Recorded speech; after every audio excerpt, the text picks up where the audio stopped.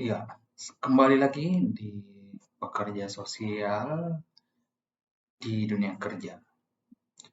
Kali ini kita akan membahas sedikit mengenai seberapa pekerja sosialkah Anda atau seberapa siap Anda menjadi pekerja sosial. Ini ada beberapa perbedaan pada profesi pekerja sosial, kemudian psikologi, sosiolog, dan konselor, program konseling, yang terbagi dalam 3 perbedaan. Di sini kita lihat ada pendidikan, hal-hal yang apa yang dipelajari, dan fokusnya seperti apa. Di perbedaan di pendidikan, pekerja sosial sudah bisa bekerja sebagai pekerja sosial walaupun dia masih S1. Tapi banyak lembaga yang juga menginginkan pekerja sosial itu harus S2, tapi S1 sudah boleh. Psikologi memerlukan S3 untuk jadi psikologis, ahli psikologis. Kemudian sosiolog harus S3 juga untuk jadi peneliti, ataupun beberapa setting potensial memerlukan S2 di sosiologi. Kemudian untuk konseling program, mostly itu memerlukan S2 atau tingkat master untuk boleh dikatakan sebagai konselor.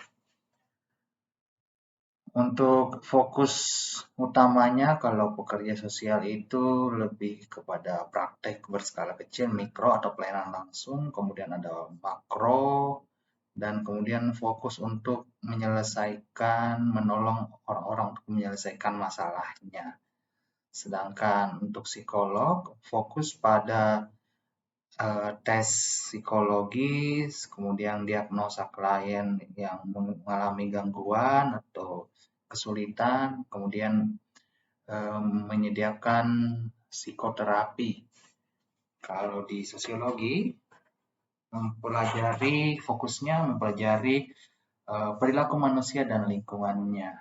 Dan di akhir ada untuk konselor, menolong orang-orang melalui konseling individu, keluarga, pasangan, ataupun kelompok. Nah, kita lihat seberapa pekerja sosial ke Anda. Akan ada beberapa aspek, dan dalam aspek itu ada beberapa pertanyaan. Kalau semua jawabannya ya, atau kebanyakan dari pertanyaan itu jawabannya adalah ya, maka Anda berpotensi sekali untuk menjadi pekerja sosial. Tapi jawabannya harus jujur. Jadi, silakan jujur pada diri Anda. Kita akan lihat satu persatu. Ini cukup banyak, sehingga diharapkan untuk fokus, walaupun agak sedikit membosankan mungkin karena banyak, tapi kita harus mengenali diri kita sendiri sebelum menjadi pekerja sosial. Mari kita lihat. Yang pertama, kesadaran diri, aspek kesadaran diri. Pertanyaannya adalah, apakah Anda mampu atau mau mengakui untuk tidak bias? Bias itu berat sebelah, atau lebih suka pada sesuatu dibandingkan yang lain, dengan kepentingan sendiri, serta masalah pribadi lainnya yang menghalangi. Jadi, kemampuan pekerja sosial dalam hal ini menyelesaikan permasalahan pribadi akan berbeda dengan menyelesaikan permasalahan di pekerja sosial. Jangan mencampur adukan masalah pribadi dan masalah pekerjaan. Kalau Anda sudah bisa mengatasi itu, Anda patut untuk jadi pekerja sosial. Kemudian, mampukah Anda mempertahankan pikiran terbuka untuk bekerja dengan orang-orang dari berbagai latar belakang? Ini juga harus disadari karena kebanyakan orang belum bisa bekerja dengan berbagai latar belakang orang lain. Misalnya beda suku, beda budaya, beda agama, beda orientasi, beda pemahaman, beda presiden, beda pemilihan politik, beda latar belakang politik, apapun itu. Sehingga ini juga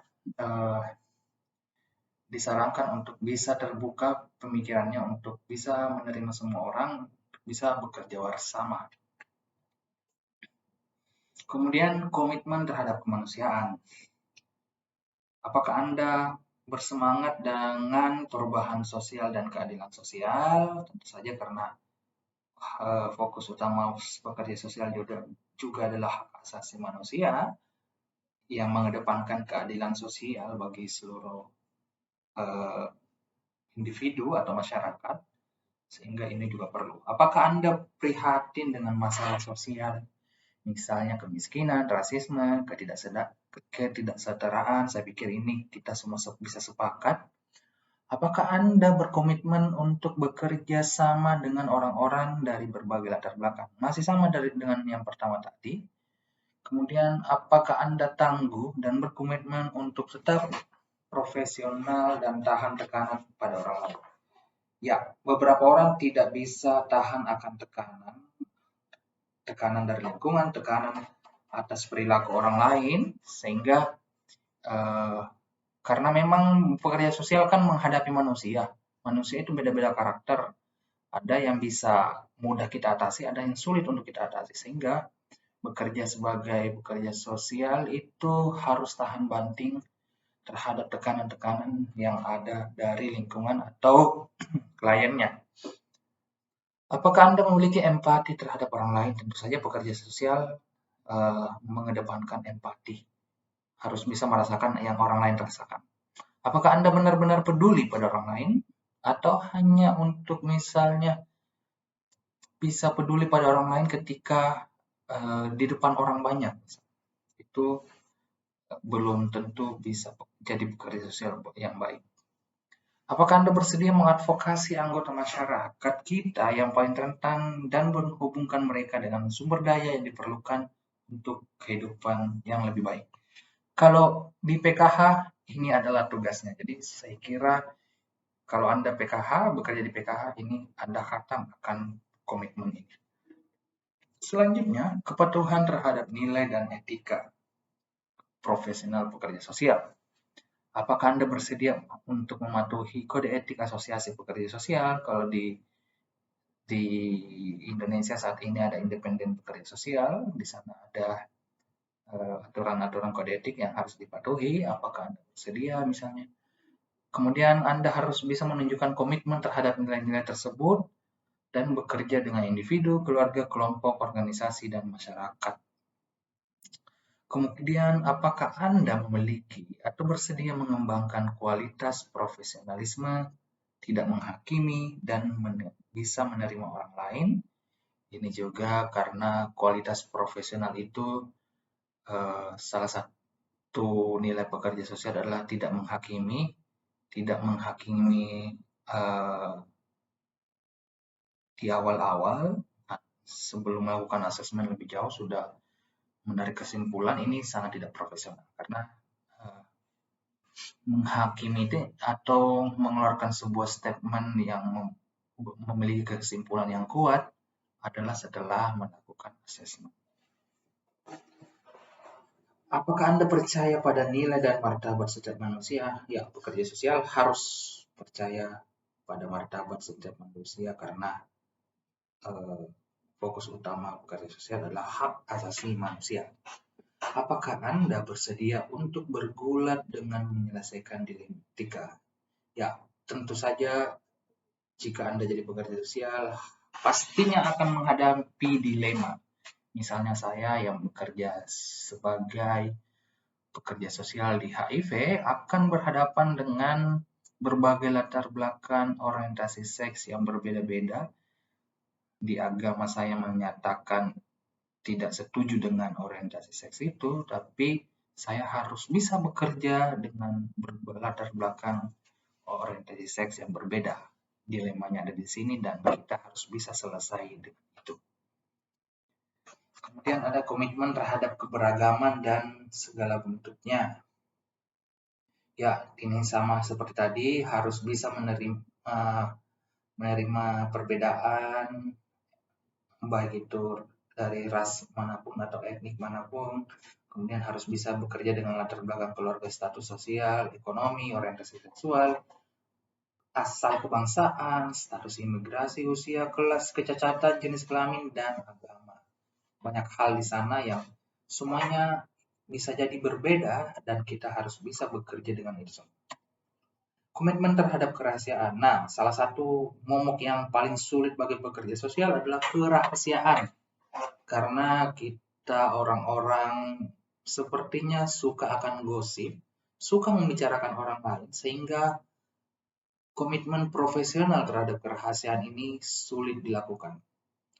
Saya pernah menemukan bahwa ada hasil asesmen. Setelah asesmen, salah satu pekerja sosial melempar hasil asesmen itu di grup WhatsApp yang semua pegawai di kantor ada di situ. Dan semua orang bisa membuka, semua orang bisa lihat. Dan ini sudah tidak rahasia lagi. Sudah jadi bahan makanan semua orang. Karena semua orang bisa lihat. Ini salah satu pekerja sosial yang sangat buruk.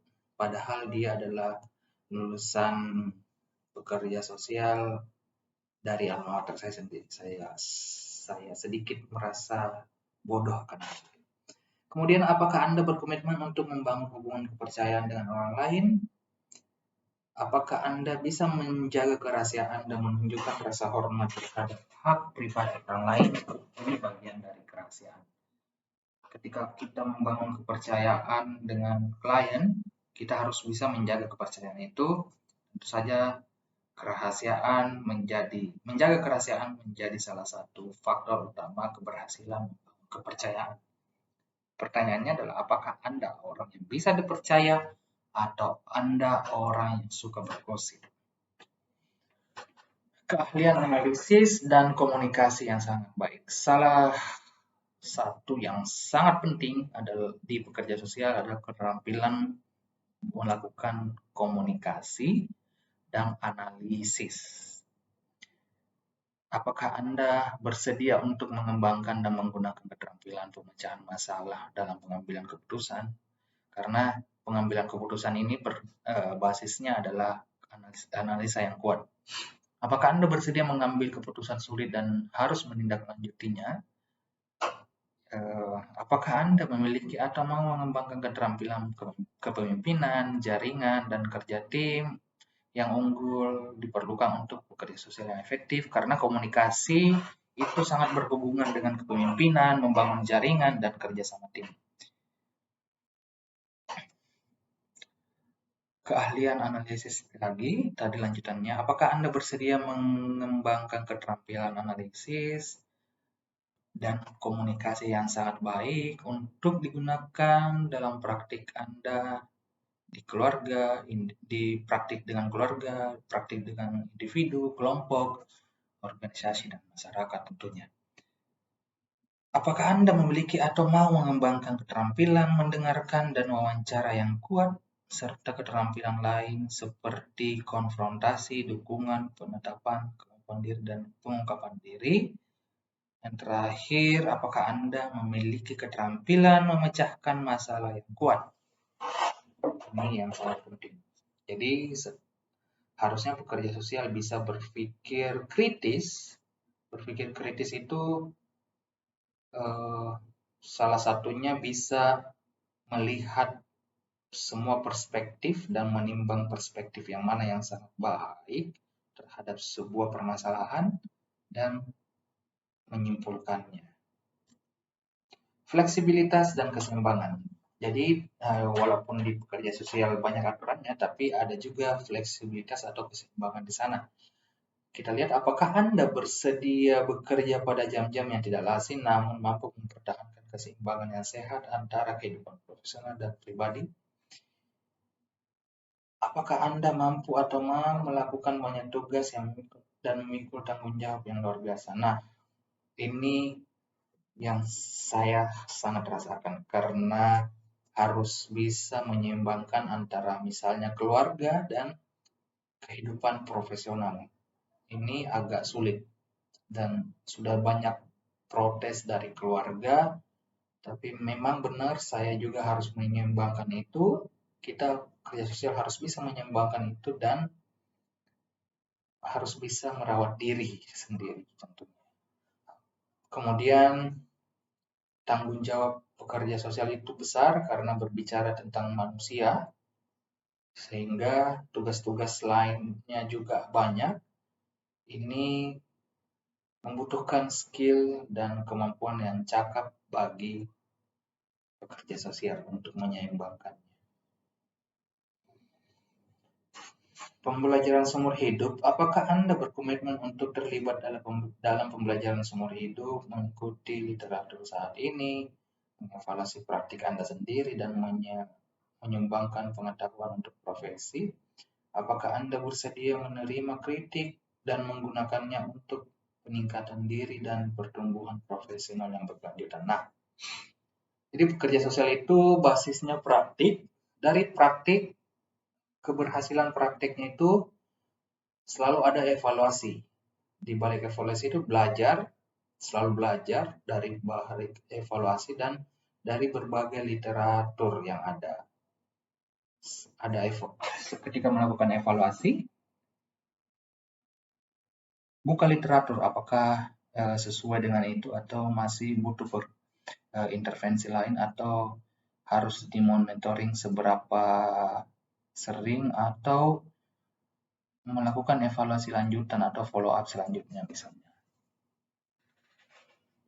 Dan harus juga bisa menerima kritik untuk kita juga jadi bisa belajar tentunya. Ada mitos-mitos profesi pekerja sosial.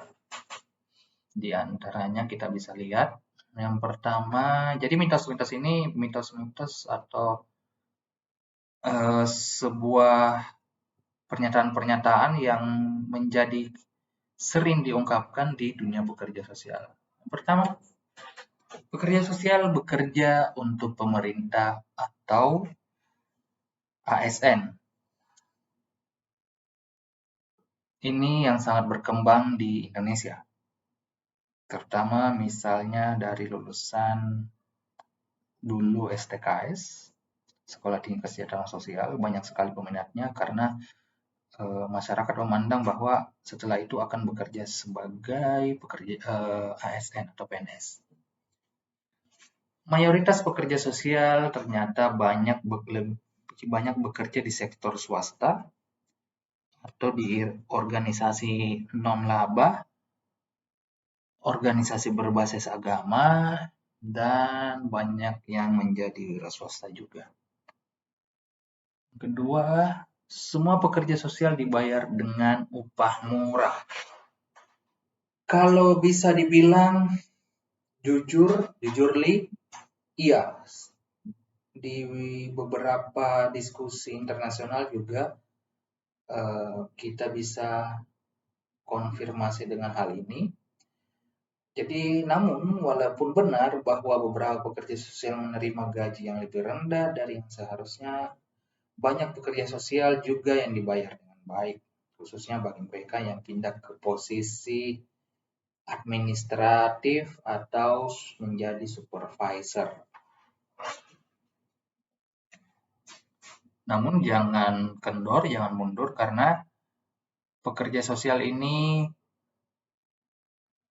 keuntungannya adalah bisa membangun banyak relasi, banyak koneksi, sehingga kesempatan untuk memperoleh proyek-proyek misalnya atau bekerja paruh waktu itu sangat terbuka. Semua pekerja sosial memiliki pekerjaan yang penuh tekanan. Meskipun beberapa pekerja sosial seperti orang-orang yang bekerja dengan anak berhadapan dengan hukum misalnya, ini yang memang sangat penuh tekanan di sana karena berbicara tentang anak dan keluarga dan legal standing. Kemudian ada lagi misalnya faktor keamanan di sana diperhitungkan. Faktanya banyak pekerja sosial memiliki pekerjaan yang dinilai rendah pada skala stres. Namun, keterampilan yang penting bagi pekerja sosial adalah perawatan diri untuk menghindari kejenuhan atau burnout. Yang keempat, siapapun yang memiliki pekerjaan di mana mereka membantu orang lain dapat disebut pekerja sosial.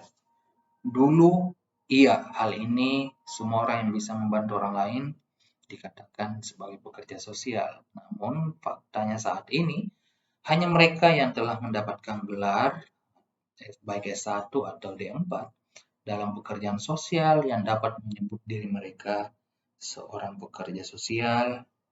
Dan di beberapa negara juga kita harus memiliki lisensi untuk menggunakan nama pekerja sosial.